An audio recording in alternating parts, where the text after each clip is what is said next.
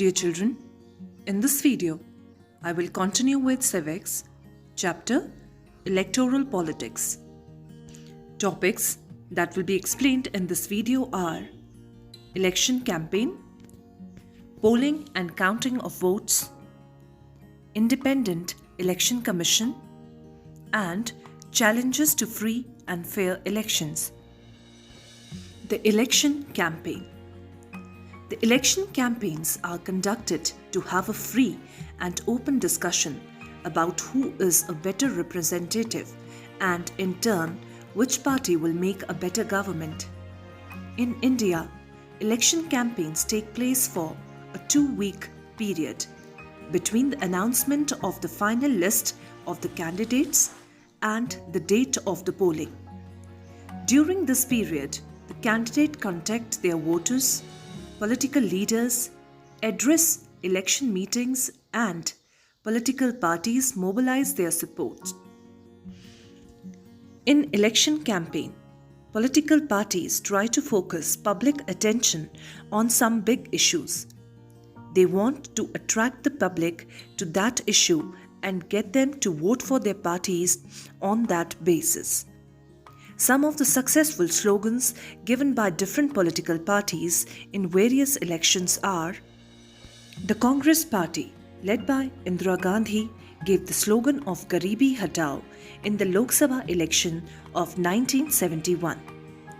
Save Democracy was the slogan given by Janata Party in the Lok Sabha election held in 1977. Protect the self-respect of Telugus was the slogan used by N.T. Ramarao, the leader of Telugu Desam Party in Andhra Pradesh Assembly election in 1983. According to India's election law, no party or candidate can bribe or threaten voters, appeal to them in the name of caste or religion, use government resources for election campaign, spend more than 25 lakh in a constituency for a Lok Sabha elections or 10 lakh in a constituency in an assembly election. If any political party does so, their election can be rejected by the court. Model Code of Conduct. In addition to the laws, all the political parties in our country have agreed to a model of code of conduct for election campaign.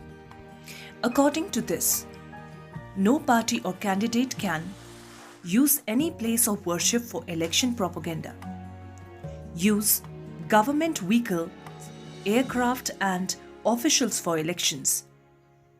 Once elections are announced, ministers shall not lay foundation stones of any projects, take any big policy decisions, or make any promises of providing public facilities.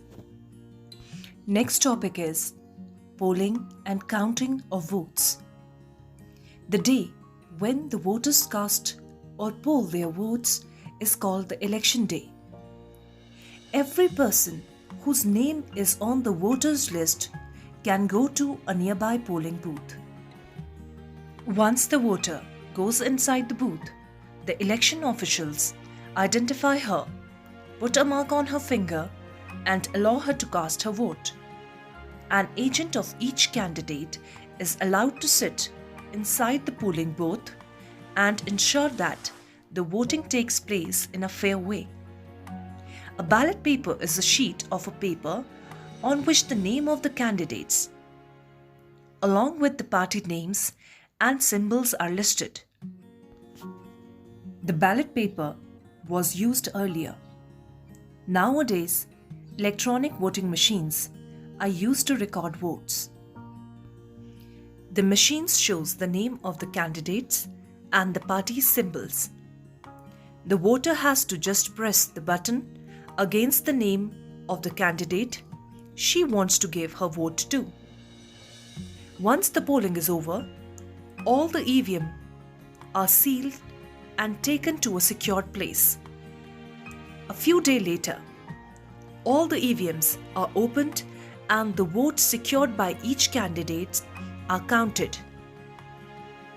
The candidate who secured the highest number of votes from a constituency is declared elected.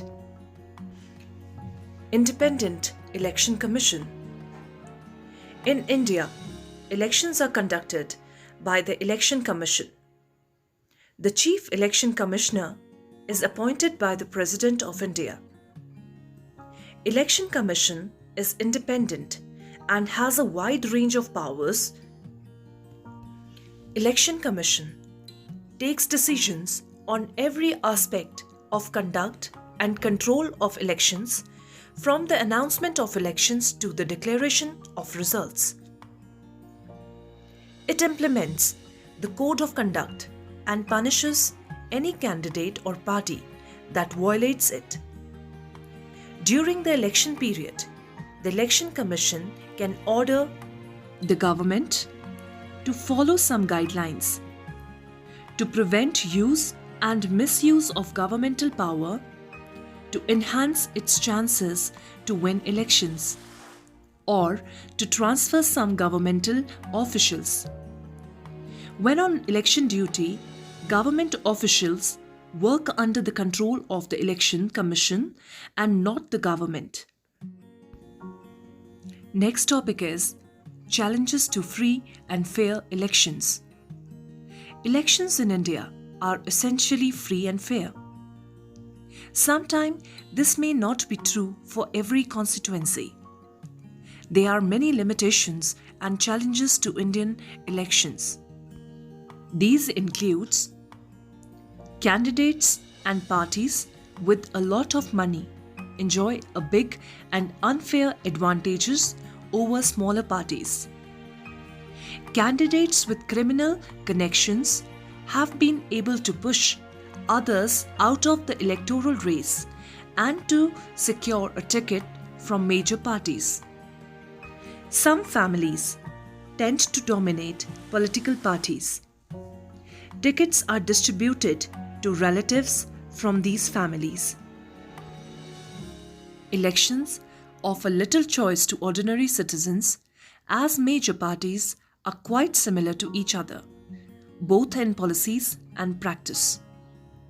Smaller parties and independent candidates suffer a huge disadvantage compared to big parties. These challenges are a matter of concern for those who believe in democracy. That is why citizens, social activists, and organizations have been demanding reforms in our electoral system.